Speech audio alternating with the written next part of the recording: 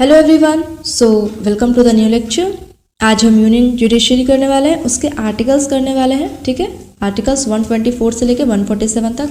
उससे पहले अगर आपको मेरी वीडियोज अच्छी लगी, आपको समझ में आए, पसंद आए, तो आप प्लीज़ इसे लाइक कीजिएगा।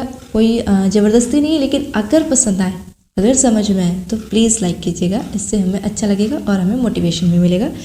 और शेयर भी कीजिएगा, ठीक है। और हाँ, इम्पॉर्टेंट बात कि ये सारे जो क्लासेस हो रहे हैं अभी जो होगा, इससे पहले जो भी हुए हैं, इस सब क्लासेस का पीडीएफ के लिए आप टेलीग्राम चैनल पे आप जाके देखिएगा। वहाँ पे आपको सारे पीडीएफ वहाँ पे प्रोवाइड किए गए हैं, तो आपको वहाँ से पीडीएफ आप डाउनलोड कर सकते हैं ईजिली से।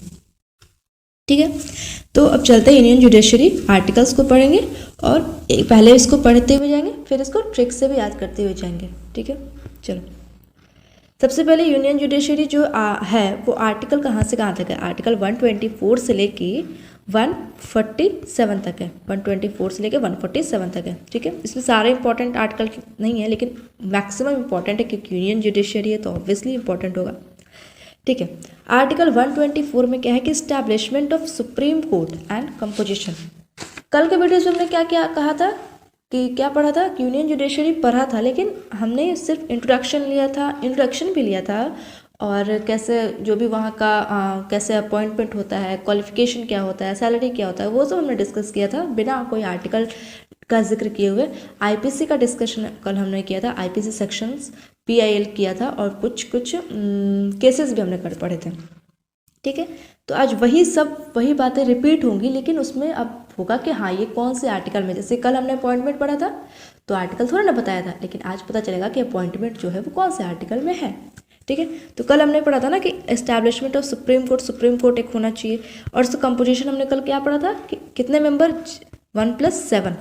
जब कॉन्स्टिट्यूशन बना था ओरिजिनली क्या लिखा हुआ है कॉन्स्टिट्यूशन में कि मैक्सिमम मतलब मेंबर कितने होने चाहिए, लिखा हुआ था कि 8 मेंबर्स होने चाहिए। ओरिजिनली ऐसा कॉन्स्टिट्यूशन में लिखा हुआ है जब बना था 1949 में कॉन्स्टिट्यूशन तब। ठीक है, जिसमें 1 सीजीआई होंगे और 7 जजेज होंगे, लेकिन अभी तो वो इंक्रीज हो गया, अभी तो मैक्सिमम 34 हो गया है। ठीक है, लेकिन ओरिजिनली कंपोजिशन में कितना लिखा हुआ था, 8। ये पूछ सकता है कि ओरिजिनली कंपोजिशन में कितना लिखा हुआ था, 8 था, जिसमें 1 सीजीआई एंड 7 अदर जजेस। ठीक है, 124 सारा 124 वाला ही है, क्लॉज मैंने इधर लिख दिया है। तो 124 की क्लॉज 2 में क्या है, अपॉइंटमेंट, रिजाइन। कल हमने पढ़ा था ना, अपॉइंटमेंट कौन कर रहे हैं, जजेस का, और सीजीआई का अपॉइंटमेंट कौन कर रहे हैं, प्रेसिडेंट कर रहे हैं, है ना। और सीजीआई का प्रेसिडेंट कर रहे हैं और जजेस का भी प्रेसिडेंट कर रहे हैं, लेकिन एडवाइस पे, सीजीआई के एडवाइस पे, कॉलेजियम सिस्टम के एडवाइस पे। अब कॉलेजियम सिस्टम क्या होता है, ये हमने कल के वीडियो में हमने डिटेल में से किया था कि कॉलेजियम सिस्टम क्या होता है। तो अब कल के वीडियो आप रेफर कर लेना, वहाँ से आपको समझ में आ जाएगा।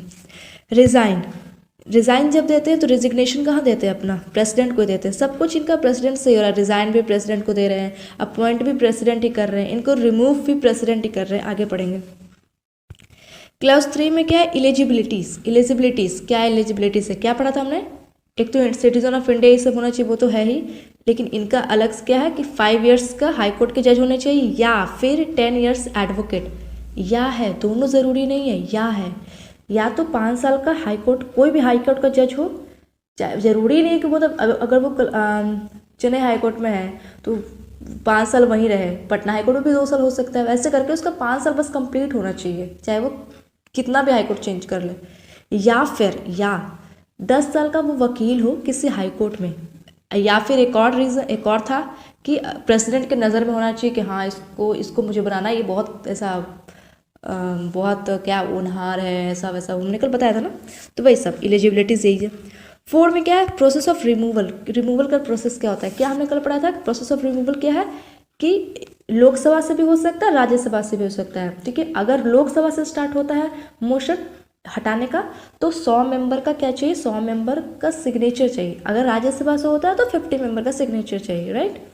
लेकिन अगर वो सिग्नेचर जब हो गया तो उस मोशन को पास करना पड़ेगा स्पेशल मेजॉरिटी से, उसके बाद रिमूवल हो जाएगा। रिमूवल किस ग्राउंड पे हो रहा था, याद है, किस ग्राउंड पे हो रहा था, मिसबिहेवियर एंड इनकैपेसिटी। अगर कोई मिसबिहेवियर करते हैं या फिर इनकैपेबल होते हैं अपने काम को लेके तो उनको रिमूव किया जाएगा। और प्रेसिडेंट का आप बताओगे कि प्रेसिडेंट को कौन से ग्राउंड पे रिमूव किया जाता है। 5 में क्या है, procedure of presentation in court. पहले ये सबको हटाते हैं, कट एक ही बार में। Procedure of presentation in court, investigation, जो भी इन्वेस्टिगेशन कुछ कुछ जज पे होता है कि क्या कुछ गलत किया है कि नहीं, जो भी इंपॉर्टेंट नहीं है, बस इसको पढ़ लेना। प्रेजेंटेशन इन कोर्ट या फिर इन्वेस्टिगेशन ऑन जजेस, ये सब लिखा हुआ है। 6 में क्या, ओथ बाय प्रेसिडेंट। हाँ, ओथ कौन ले रहा है, जज का, सुप्रीम कोर्ट, CGI का, तो कौन ले रहा है ओथ, प्रेसिडेंट ले रहे हैं, तो ओथ लिखा हुआ है। 7 में क्या है, नो जज, नो सुप्रीम कोर्ट जज टू प्रैक्टिस फर्दर। कल हमने बताया था ना कि क्या है, सुप्रीम कोर्ट के जज जो हैं, अगर उनका कार्यकाल ख़त्म हो गया है, ये वाला तो हमने छोड़ ही दिया, चलो ठीक है, अगर उनका कार्यकाल उनका ख़त्म हो गया है तो वो आगे, अब रिटायर हो चुके हैं, तो वो आगे किसी कोर्ट में जाके प्राइवेटली वो अपना कोई केस नहीं ले सकते कि चलो भाई हमको रिटायर हो चुके हैं तो चलो अब किसी का केस लेते, लड़ते हैं, पैसा कमाते, नहीं कर सकते हैं वो, उनके पास ये अलाउड नहीं है उनको करने का। स्टॉप, ओके, हाँ, उनको करने का ये अलाउड नहीं है, तो नो सुप्रीम कोर्ट जज आगे प्रैक्टिस नहीं करेंगे फर्दर, ठीक है, कोई प्राइवेट केसेस नहीं लेंगे वो। लेकिन यही बात अटॉर्नी जनरल में नहीं था। अटॉर्नी जनरल में क्या था कि वो या तो वो अपने कार्यकाल के टाइम पे या फिर रिटायरमेंट के टाइम बाद भी वो अपना क्या कर सकते हैं, अपना वो केसेस ले सकते हैं, अपनी मर्जी से कोई भी केस ले सकते हैं, वो पैसे वैसे जो भी ये कर सकते हैं वो, ठीक है। हाँ, ये छूट गया था कि जो रिजिग्नेशन ये सब तो हो गया। 65 ईयर का टेन्योर होता है, वो भी इसी में लिखा हुआ है कि होता है ना कि गवर्नमेंट जो है कि 5 साल की आएगी, तो वही यही टेन्योर इनका है कि 65 साल होना चाहिए। अगर कोई चीफ जस्टिस ऑफ इंडिया बनना चाहता है तो उसकी एज 65 से कम होनी चाहिए। 65 उसकी रिटायरमेंट है, 65 हो गया मतलब वो वहाँ पे रिटायर हो जाएगा, 65 एज, ओके। और लेकिन ये तो मैक्सिमम है, मिनिमम नहीं है, मिनिमम कोई मेंशन नहीं है कि मिनिमम कितने होने चाहिए, मैक्सिमम है 65 एज, ठीक है। 125 में है सैलरी कितना मिलेगा CGI को, जज को, वो सब कौन डिटरमाइन करता है, पार्लियामेंट डिटरमाइन करता है। सैलरी कितना था कल हमने बताया था। 126 में एक्टिंग CGI को अपॉइंट किया जाता है, एक्टिंग CGI, ठीक है। अब एक्टिंग CGI को कब अपॉइंट किया जाता है, जब सीट वैकेंट हो, ठीक है। और एडहॉक जज को कब अपॉइंट किया जाता है, जब सीट एब्सेंट हो। अब ये एब्सेंट और वैकेंट में डिफरेंस क्या होता है, इसे हमने पहले के वीडियोस में हमने इसे बताया है कि एब्सेंट और वैकेंट में डिफरेंस होता क्या है। तो अगर आपने नहीं देखा है तो पहले के वीडियोस को भी आप देखिए, तो वहाँ से आपको पता चल जाएगा एब्सेंट और वैकेंट में क्या डिफरेंस होता है। तो यहाँ पे क्या है, यहाँ पे सीट वैकेंट रहेगा CGI का, वैकेंट मीन्स कि वो सीट बिल्कुल खाली हो चुका है और उसको किसी और को ला भरा जा सकता है, ठीक है। तो वहाँ पे एक्टिंग CGI को लाकर रख दिया जाएगा, ठीक है। अब वो कौन लाता है, वो प्रेसिडेंट लाता है। एब्सेंट रहा, कोई जज एब्सेंट हो गया है तो प्रेसिडेंट इसमें प्रेसिडेंट नहीं करता, इसमें CGI करता है। इसमें CGI लाके किसी भी जज को एज ए एडहॉक जज बना देगा। अगर कोई जज वहाँ पे एब्सेंट है उस दिन तो किसी भी जज को हाई कोर्ट से लेके आएगा, हाई कोर्ट से किसी भी जज को लाके वहाँ पे एडहॉक जज बना देगा, और ये CGI करता है। इसमें प्रेसिडेंट कर रहे हैं, वैकेंट सीट को भरने का काम प्रेसिडेंट कर रहे हैं, इसमें CGI कर रहा है, लेकिन प्रेसिडेंट के एडवाइस पे कर रहे हैं, देखा जाए। रिटायर्ड जज अपॉइंटमेंट या फिर इसको यहाँ पे अटेंडेंस कह सकते हैं, 128 में है कि अगर कोई मतलब ऐसा जज रिटायर हो चुके हैं, ठीक है, तो उनको भी वापस ऐसा बुलाया जा सकता है टेम्पररी बेसिस पे, नॉट परमानेंट, टेम्पररी बेसिस पे, कि अगर मानो कि अगर कोई केस है, ठीक है, उस पर थोड़ा ज़्यादा ओपिनियन चाहिए, कि ऐसा थोड़ा ज़्यादा एक्सपीरियंस्ड लोग रहते हैं, इस पर ओपिनियन देते तो ज़्यादा अच्छा होता, ऐसा कुछ हुआ, ठीक है।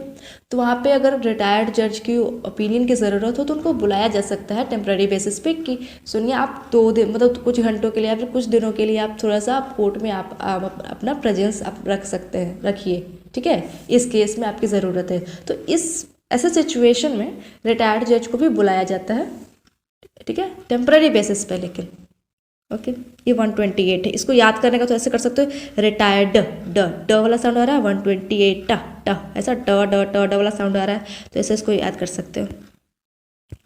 चलो, आर्टिकल 129 में क्या है, Supreme Court as a court of record. Court of record क्या होता है कि सुप्रीम कोर्ट कोई भी प्रोसीडिंग लेगी, कुछ भी जजमेंट देगी, ठीक है, तो उस प्रोसीडिंग को, उस जजमेंट को क्या होगा, रिकॉर्ड किया जाता है।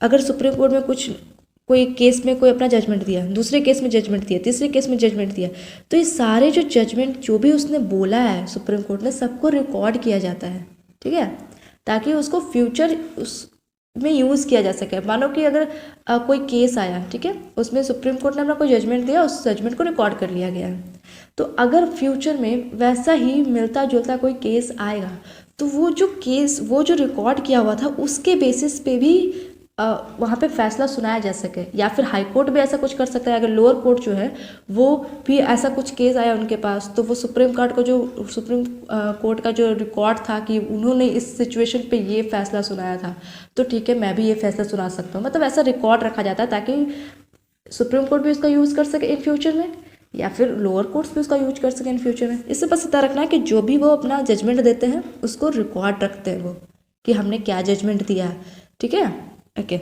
ताकि फ्यूचर में उसको यूज़ कर सके या फिर कुछ बदलाव कर सके, कुछ भी, ओके। आर्टिकल 130 में क्या है, seat of Supreme court, supreme court का सीट कहाँ है, दिल्ली में है, ठीक है।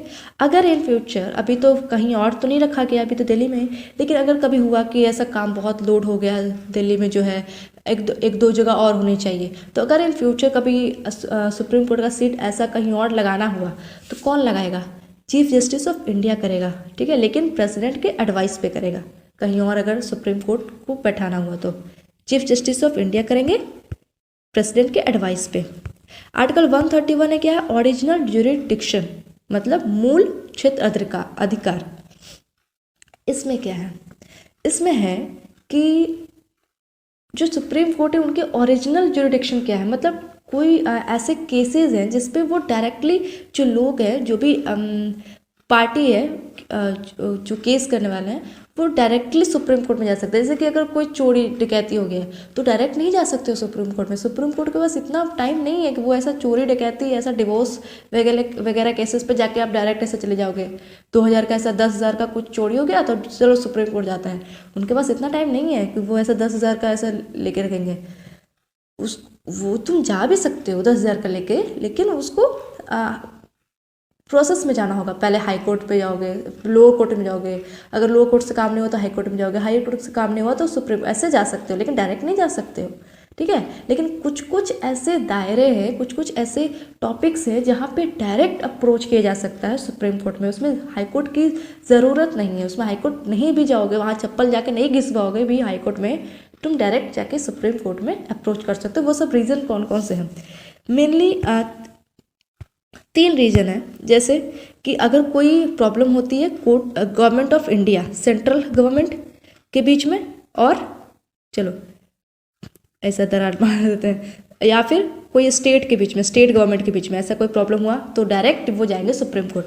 अगर कोई प्रॉब्लम होती है, सेंट्रल गवर्नमेंट इधर और यहाँ पे एमपी की सरकार है, एमपी के एग्जाम्पल ले रहे हैं, एमपी की सरकार है और यहाँ पे कोई यूपी की सरकार है, तो ऐसा कोई प्रॉब्लम हुआ, ये दोनों साथ में मिले हैं, इधर इसके अगेंस्ट में है, ऐसा दोनों ऐसा लड़ रहे हैं, तो वहाँ पे जा सकते हैं सुप्रीम कोर्ट। अगर कोई स्टेट में हुआ, जैसे एमपी की सरकार इधर है, यहाँ पे किसका ले, तेलंगाना का ले लें, तमिलनाडु का ले लें, चलो कुछ भी ले लेते हैं, एमपी से तमिलनाडु का क्या होगा, चलो अगर बगल का कुछ भी लेते हैं, राजस्थान ले लेते हैं, चलो तो राजस्थान में हुआ, तो यहाँ पे भी इस केसेस में भी ऐसे स्टेट में भी हुआ प्रॉब्लम तो जाएंगे supreme court. Central government plus state versus state, versus नहीं मतलब जो भी ऐसा दरार स्टेट, तो वैसे जाएंगे वो सुप्रीम कोर्ट। इस केस में भी सुप्रीम कोर्ट जाएंगे। तो ये दायरे हैं जहाँ पे सुप्रीम कोर्ट में डायरेक्ट अप्रोच किया जा सकता है। लेकिन और ऐसा नहीं है कि कुछ भी हो गया, जब 10,000 का चोरी हो गया चले गए सुप्रीम कोर्ट, ऐसा नहीं होता है, ठीक है।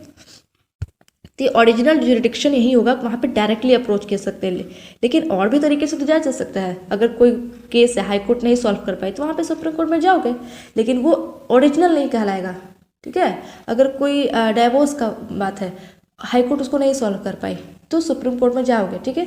तो वो अपील वाला होता है कि यहाँ पे हाई कोर्ट ने बोला कि हमसे नहीं हो रहा, वो लिख कर देगा हमसे नहीं होगा, आप सुप्रीम कोर्ट में इसको अप्लाई कीजिए, तो ये अपील होता है। लेकिन डायरेक्ट जो जाना होता है बिना हाई कोर्ट का चक्कर लगाया, बिना कोई और कोर्ट का चक्कर लगाया, डायरेक्ट सुप्रीम कोर्ट में, उसको कहते हैं डायरेक्टली अप्रोच करना, तो ओरिजिनल ज्यूरिडिक्शन। आर्टिकल 132 में क्या है, एपीलीट ज्यूरिडिक्शन, वही जो भी हमने कहा फ्रॉम हाई कोर्ट से, हाई कोर्ट वाला है, कोई केस है हाई कोर्ट के पास गया है, हाई कोर्ट उसको नहीं सॉल्व कर पाया है, ठीक है, या फिर उससे लगता है कि यहाँ पे सुप्रीम कोर्ट का ज़्यादा ओपिनियन मैटर करना हो चाहिए, तो फिर वो ऐसा लिख कर देगा कि आप सुप्रीम कोर्ट में इस चीज़ का अपील कीजिए, तो वहाँ पे भी वहाँ पे ये अपील किया जाएगा सुप्रीम कोर्ट में, ठीक है। तो इस ये आर्टिकल 132 में वही है एपीलीट ज्यूरिडिक्शन। आर्टिकल 133 में क्या है, एपीलीट ज्यूरिडिक्शन हमने लिखा नहीं है, इसको ऐसे कर दिया, एपीलीट ज्यूरिडिक्शन इन सिविल केसेस में। अब 134 में क्या, एपीलीट ज्यूरिडिक्शन इन क्रिमिनल केसेस में। सिविल केसेस में भी अपील कर सकते हैं, अगर हाई कोर्ट नहीं कर पाए, लोअर कोर्ट्स नहीं कर पाए, तो सुप्रीम कोर्ट ऐसे जाएंगे स्टेट चढ़ के, ऐसा। क्रिमिनल केसेस भी, सिविल केसेस और क्रिमिनल केसेस क्या होते हैं, सिविल केसेस हो सकते हैं जैसे प्रॉपर्टी से कुछ प्रॉब्लम हो गई, मैरिज में कुछ प्रॉब्लम हो गई, डिवोर्स को लेके कुछ प्रॉब्लम हो गई, तो ये सब सिविल केसेस है। और क्रिमिनल केसेस क्या है, थेफ्ट, वही चोरी चकारी वाला, मर्डर वाले चार्जेज हो गए, तो वो सब क्रिमिनल केसेस में चले जाएंगे, ठीक है। आर्टिकल 134 के ए में क्या है, certificate of appeal in supreme court, ये इंपॉर्टेंट नहीं है, जो भी सुप्रीम कोर्ट में अपील करना उसके लिए जो भी सर्टिफिकेट सब जो भी लगता है वो इसमें मेंशन है, इसको नॉट इम्पॉर्टेंट। पहले यहाँ पे ट्रिक से करा दें, ठीक है। यहाँ पे हमने पेज इसलिए लिया था कि यहाँ पे ट्रिक को लिख सकते हैं।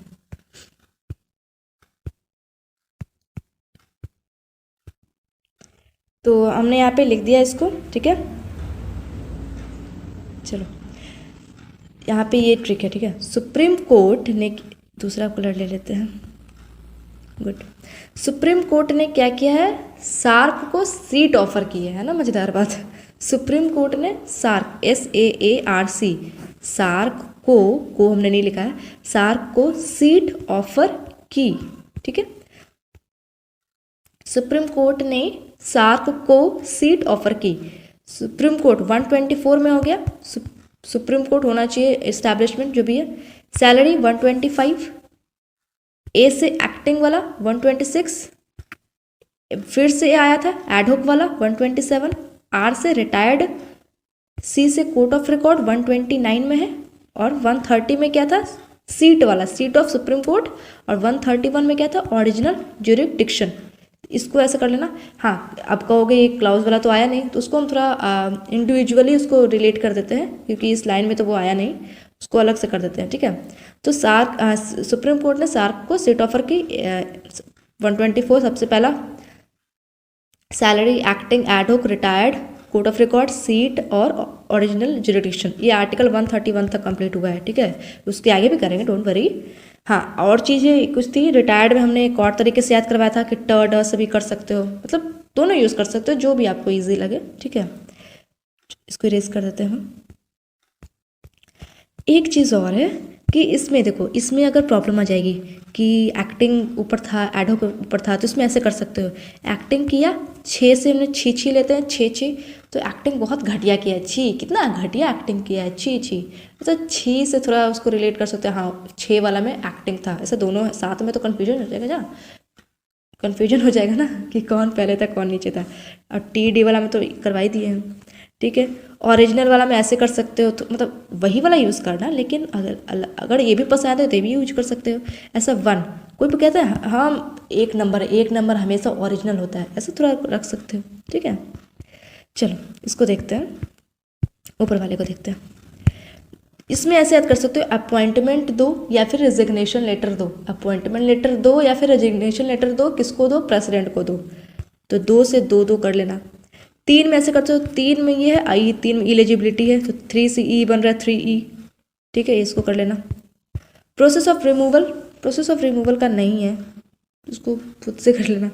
5 में क्या, 5 में क्या, प्रोसीजर इंपॉर्टेंट नहीं, इसको ज़रूरी भी नहीं, लेकिन अगर एक बना सकते हो तो ये कर सकते हैं, प्रोसीजर पे 5, P से 5 भी आ रहा है, नॉट इम्पॉर्टेंट, इसको छोड़ ही देना। 6 में ओथ है, हम 9 से ओथ बनाते थे ना, 9 से, तो थोड़ा यहाँ पे ध्यान रखना कि यहाँ पे 9 से नहीं, यहाँ पे 6 से ही ओथ बना रहा है, 9 से 6 से, ठीक है। यहाँ पे 9 से हमेशा हम लोग ओथ बनाते थे, लेकिन यहाँ पे 6 से ही बनाना पड़ रहा है, क्योंकि 9 है नहीं इसमें। 7 में क्या है, नो सुप्रीम कोर्ट जज टू प्रैक्टिस फर्दर, इसमें ऐसे करो कि 7 में हम लोग क्या लेते हैं, साथ लेते हैं, तो सुप्रीम कोर्ट ऐसा कह रहा है कि तुम हमारा इतना साथ दिए हो, अब तुम्हें आगे कहीं काम करने की ज़रूरत नहीं है, हम तुम्हारा खर्चा उठाएंगे। मतलब ऐसा थोड़ा विजुअलाइज करो कि सुप्रीम कोर्ट कह रहा है कि तुमने हमारा इतना साथ दिया, ठीक है, तुम्हें अब आगे कहीं काम करने की ज़रूरत नहीं है, हम तुम्हारा खर्चा उठाएंगे। तो ऐसा साथ से साथ बना के थोड़ा कर सकते हो, ठीक है। ये हमने करवा दिया, यहाँ तक तो हो ही गया 131 तक। चलो 132 में थोड़ा ऐसे कर सकते हो, इसका है नहीं वैसे तो ये वाला जो चीज़ है ये इसको तो ऐसा याद ही हो जाएगा, जब ये याद रहेगा ना तो वैसे याद हो जाएगा कि सीक्वेंस में इसको याद कर सकते हो क्या, इसके ओरिजिनल के बाद एपिलीट था, उसके बाद ये था, उसके बाद ये था, लेकिन इसको ऐसे भी कर सकते हो, एपिलीट कर रहा है, एपिलीट का मतलब ऐसा हाई कोर्ट के बाद सुप्रीम कोर्ट, तो दूसरे नंबर पे जा रहा है ना, हाई कोर्ट जाएगा पहले फिर सुप्रीम कोर्ट जाएगा, तो ये पहले नंबर पे यहाँ गया, दूसरे नंबर पे यहाँ गया, तो ऐसा दूसरे से इसको ऐसे ले सकते हो दूसरा, ठीक है। सिविल और क्रिमिनल में डिफरेंस करने का भी एक है, सिविल का नहीं क्रिमिनल कर सकते हो। क्रिमिनल में क्या था, हमने चोर लिया था, हमने चोर चकार ये सब क्रिमिनल वाला में आता है। 4 से क्या बनता है, 4 से चोर बनता है, 4 से चोर बनता है, तो उसको ऐसा रिलेट करके याद रखना 4 वाला में चोर था, ठीक है, तो अपने आप हो जाएगा। जब 4 वाला में चोर था तो एक बचा कौन, 3 वाला, 3 वाला में सिविल केसेस, ठीक है। 134 का ए इंपॉर्टेंट है नहीं तो उसको छोड़ ही दो। चलो अब आगे बढ़ते हैं 135 में। 135 में federal court not important, just leave it. 135 federal court बस है। 136 special leave of appeal bye supreme court against lower court. इसमें क्या है कि आप सुप्रीम कोर्ट जा सकते हो अगर कोई लोअर कोर्ट कोई ऐसा केस है जिसमें वो अच्छे से नहीं दे पाया, अगर उसका जो भी जजमेंट है आप सेटिस्फाइड नहीं हो तो आप सुप्रीम कोर्ट जा सकते हैं। फिर लोअर कोर्ट जो है वो उसको लगता है कि सुप्रीम कोर्ट को इसमें करना चाहिए तो वो सुप्रीम कोर्ट जा सकता है। अब कहोगे ये तो पहले कुछ साउंड कर रहा था, ये तो पहले भी आपने कुछ बताया था। हाँ बताया तो था, लेकिन इसमें थोड़ा अंतर है। इसमें स्पेशल लीव है, मतलब स्पेशल प्रिविलेज है, सुप्रीम कोर्ट जा सकते हो। लिखो कि कुछ उसमें क्या था, इस सब ये ऊपर वाले में हमने क्या देखा था कि पहले लोअर कोर्ट जाना होगा, फिर हाई कोर्ट जाना होगा, फिर सुप्रीम कोर्ट जाना होगा। इसमें स्टेप तुम्हें चढ़ना है, तुम्हें डिस्ट्रिक्ट कोर्ट जाना होगा, हायर कोर्ट जाना होगा, सुप्रीम कोर्ट जाना होगा, या फिर हायर कोर्ट से स्टार्ट कर रहे हो तो हायर कोर्ट पे रहना होगा, फिर सुप्रीम कोर्ट पे रहना होगा। इसमें जो है ऊपर वाले में जो है कि एक तो जो सीढ़ी है वो किया हुआ है कि ऐसे ऐसे ऐसे जाना, जंप नहीं कर सकते हो। एक तो ऊपर वाले में ये डिफरेंस है, नीचे वाले में ये नहीं है। या तो तुम ऐसे ऐसे भी जा सकते हो या फिर डायरेक्ट भी डिस्ट्रिक्ट कोर्ट से बिना हाई कोर्ट जाए हुए स्किप करके सुप्रीम कोर्ट जा सकते हो डायरेक्ट भी। तो ये एक डिफरेंस हो गया। दूसरा क्या कि ऊपर वाले जो हमने बताया था कि ऊपर वाले में जो जा सकते हो उसमें जो टॉपिक्स है वो मेंशन्ड है कि ये बात होनी चाहिए, जैसे कि प्रॉपर्टी जैसी बात है, कुछ मैरिज जैसी बात है, हमने एग्जांपल दिया लेकिन और भी है उसमें थोड़ी मेंशन है कि इस टाइप के थोड़े प्रॉब्लम्स होने चाहिए तभी सुप्रीम कोर्ट में आप अपील कर सकते हो। ये नहीं है कि 10,000 का 5,000 का चोरी हो गया तो जा सकते हो। वहाँ पे मेंशन किया हुआ है कि इतना वैल्यू होना चाहिए उस प्रॉब्लम का तभी सुप्रीम कोर्ट करेगा। सुप्रीम कोर्ट खाली नहीं बैठा है कुछ भी ले लेगा। लेकिन इसमें क्या है कि अगर किसी के 10,000 की चोरी हुई है तो भी वो जा सकता है सुप्रीम कोर्ट, ठीक है। यहाँ पे इसलिए लिखा हुआ है स्पेशल प्रिविलेज है उसके पास कि वो जा सकता है, उसकी मर्जी है कि उसको लग रहा है लोअर कोर्ट उसकी नहीं उसको सेटिस्फाई कर रहा है अपने अपना जो भी जजमेंट से, तो वो जा सकता है। इसमें स्पेशली इसलिए लिखा हुआ है। तीसरा क्या है कि ऊपर वाले में क्या था कि जाएगा सुप्रीम कोर्ट के पास तो सुप्रीम कोर्ट को वो देखना पड़ेगा, लेकिन इसमें क्या है कि सुप्रीम कोर्ट के ऊपर ये बाइंडिंग नहीं है। अगर कोई जाता है अपना 10,000 का चोरी लेके तो ज़रूरी नहीं है कि वो सुप्रीम कोर्ट देखेगा, वो उसके लक पे डिपेंड करता है। अगर सुप्रीम कोर्ट का मर्जी हुआ तो वो ले लेगा उसका केस, नहीं मर्जी हुआ तो नहीं लेगा उसका केस, बोलेगा छोड़ दो भाई, तुम जाओ जो भी लोअर कोर्ट बोला है उसको मानो, हम इस केस को नहीं ले रहे हैं, ठीक है। तो इस पर बाइंडिंग नहीं है इस वाले में, इसलिए स्पेशल लीव लिखा हुआ है। ओके, स्पेशल प्रिविलेज है कि उसका दिन अच्छा रहा तो सुप्रीम कोर्ट ले लेगा केस, दिन अच्छा नहीं रहा तो नहीं लेगा केस, ठीक है। चलो छोड़ो। 137 में क्या है, रिव्यू किसका, खुद का, of judgement of Supreme Court. Review किसका, खुद का। रिव्यू जैसे कि कोई केस हुआ, मतलब कोई केस आया, फॉर एग्जांपल लेते हैं कि एक गोलकनाथ केस आया था ना, जिसमें क्या कहा था सुप्रीम कोर्ट ने कि fundamental right are not amendable, fundamental right को अमेंड नहीं किया जा सकता है। फिर एक और केस आया सुप्रीम कोर्ट में, शंकरी प्रसाद, उसमें क्या बोला कि फंडामेंटल राइट को अमेंड कर सकते हैं। देखो अपने ही अब जो अपना ही स्टार्टिंग में जो जजमेंट दिया था नहीं कर सकते हैं, दूसरी बार में क्या बोल दिया, कर सकते हैं।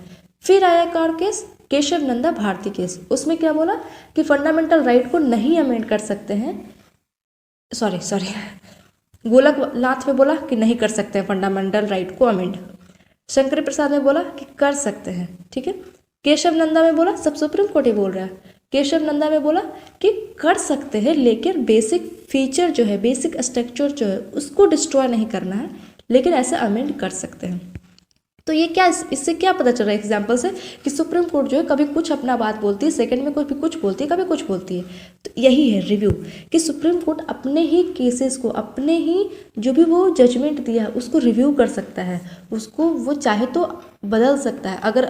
अगर किसी केस में बोला है कि मैंने ये होना चाहिए, तो दूसरे केस में वो बोल सकता है कि नहीं वहाँ पे मैंने ये बोल दिया था लेकिन अब वो उसको मैं काट रहा हूँ, अब ये होना चाहिए।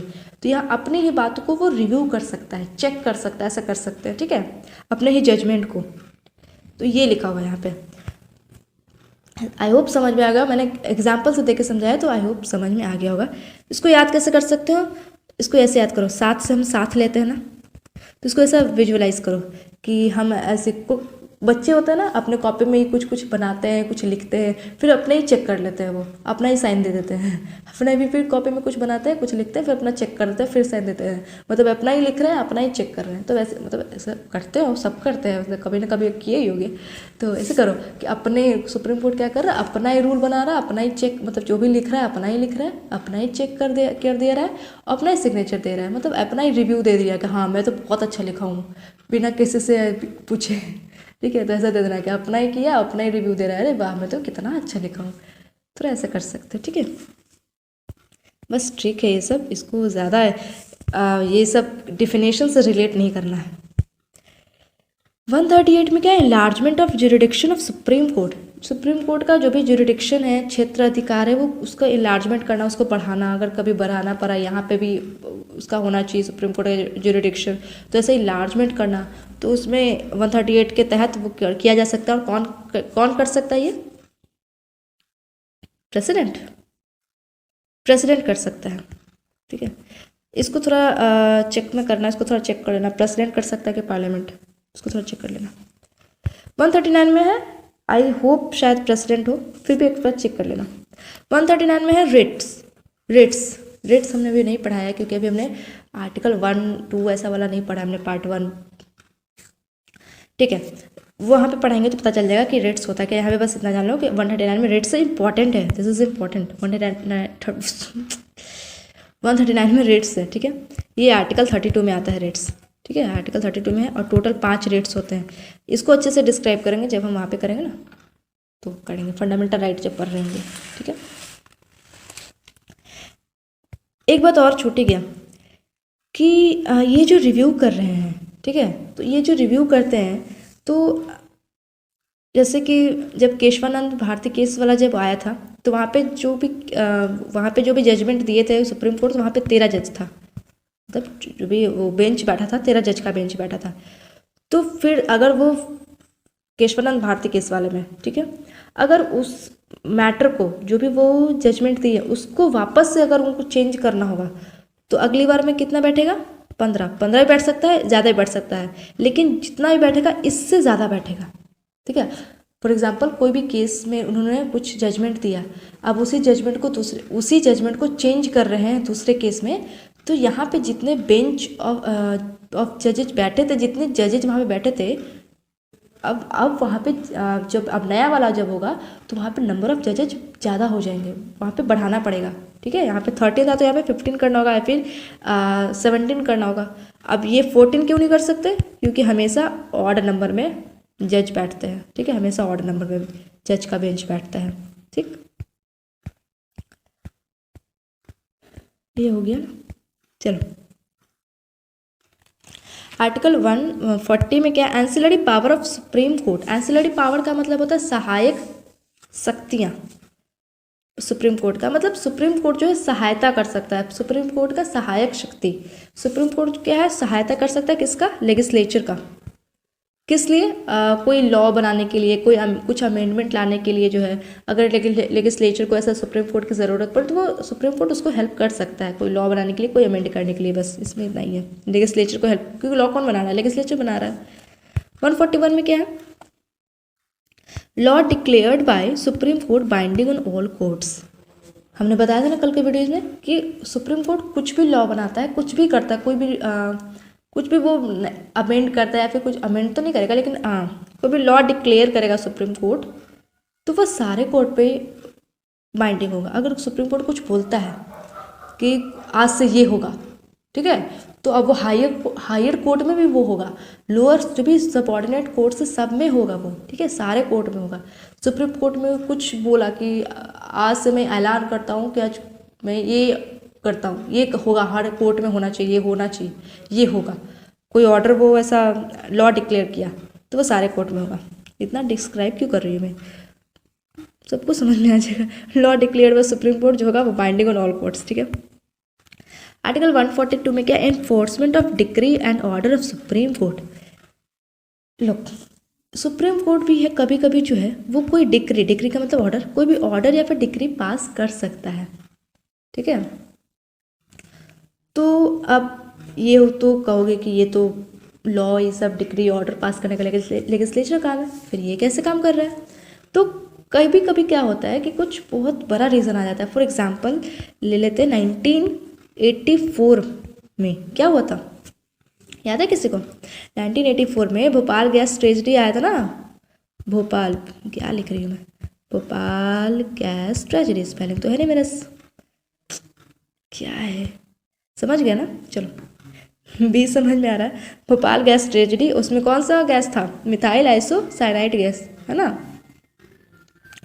तो ये भोपाल गैस ट्रेजेडी में क्या हुआ था, बहुत मैसिव स्केल में, मतलब सब पूरा डिस्ट्रक्शन ऐसा हुआ था।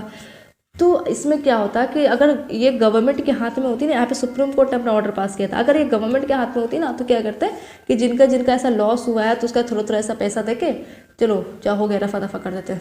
उससे मतलब जो कहते हैं कंप्लीट जस्टिस नहीं मिल पाता। तो ऐसे केसेस में, जैसे कोई बड़ा बड़ा केसेस या फिर कोई इंपॉर्टेंट केस जहाँ पे सुप्रीम कोर्ट, वहाँ पे सुप्रीम कोर्ट अपना ऑर्डर पास करता है। उन्हें लगता है कि अगर ये गवर्नमेंट के हाथ में दिया गया तो गवर्नमेंट इसको कंप्लीट जस्टिस नहीं देगी।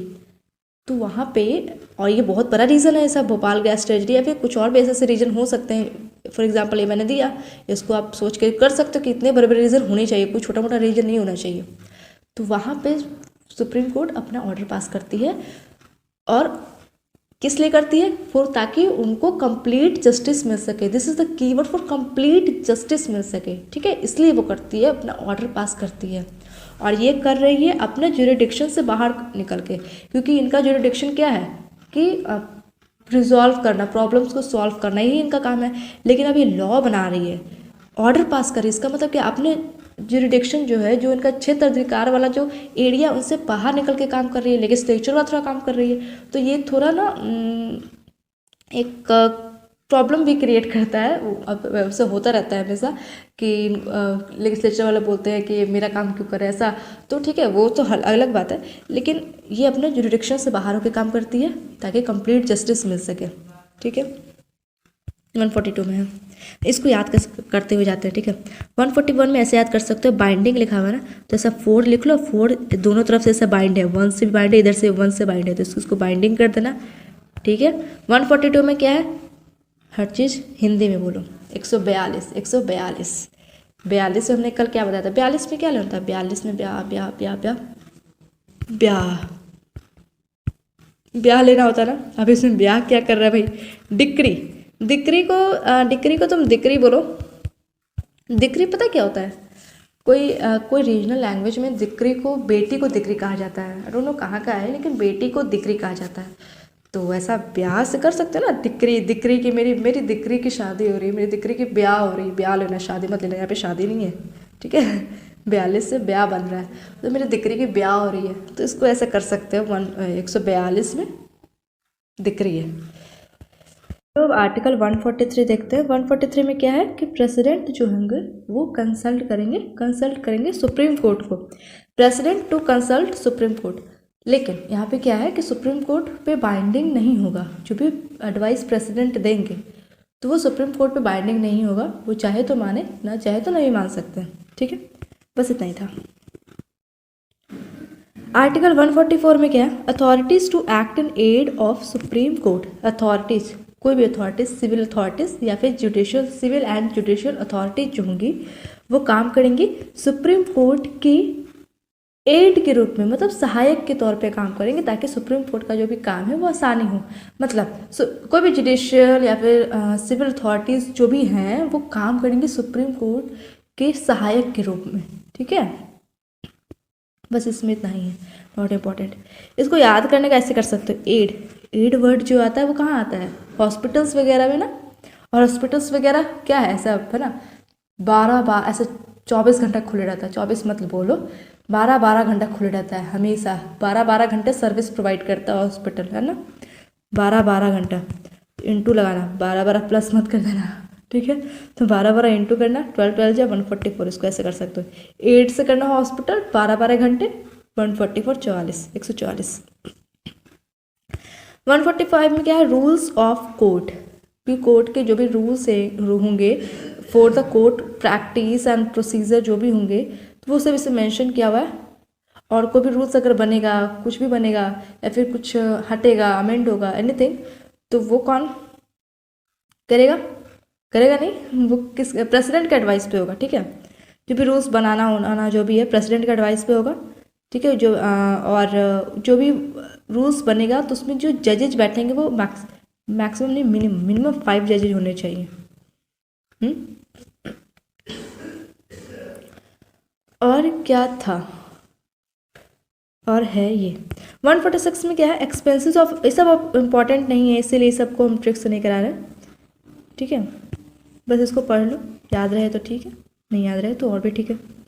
146 में क्या है, expenses of officers and servants के जो भी एक्सपेंसेस हैं ये हाईलाइट करता है financial autonomy of Supreme court, ठीक है। तो वो इसमें लिखा हुआ है। 147 नॉट इम्पॉर्टेंट, जस्ट आर्टिकल था तो लिख दिया। इंटरप्रिटेशन, ठीक है, of law of parliament, interpretation, इसमें जो भी इंटरप्रिटेशन का इसमें डिस्कशन किया हुआ है इंपॉर्टेंट नहीं है, इसको स्किप कर दो, 147 में है। तो आई होप ये ख़त्म हो गया शायद, हाँ 147 ही था। ट्रिक से तो हमने करवा दिया सब कुछ, चलो इतना ही था। तो आज हमारा यूनियन जुडिशरी का आर्टिकल ख़त्म हो गया है और यूनियन जुडिशरी हमारा कम्प्लीटली ख़त्म हो चुका है ना। और जो भी कल का वीडियोस नहीं देखा है तो कल का वीडियोस आप देखें ना, वहाँ से बहुत कुछ हमने कल बताया था। और कल से हम हाई कोर्ट स्टार्ट करेंगे, स्टेट जुडिशरी, ठीक है, हाई कोर्ट, उसके बाद आर्टिकल वगैरह जो भी है करेंगे। और हाँ, ये सब पीडीएफ हमने पहले बता दिया, पीडीएफ के लिए टेलीग्राम पे जाओ, ठीक है। अगर अच्छा लगे वीडियो, अगर समझ में आया हो तो लाइक कर देना, ओके। और ठीक है फिर, थैंक यू।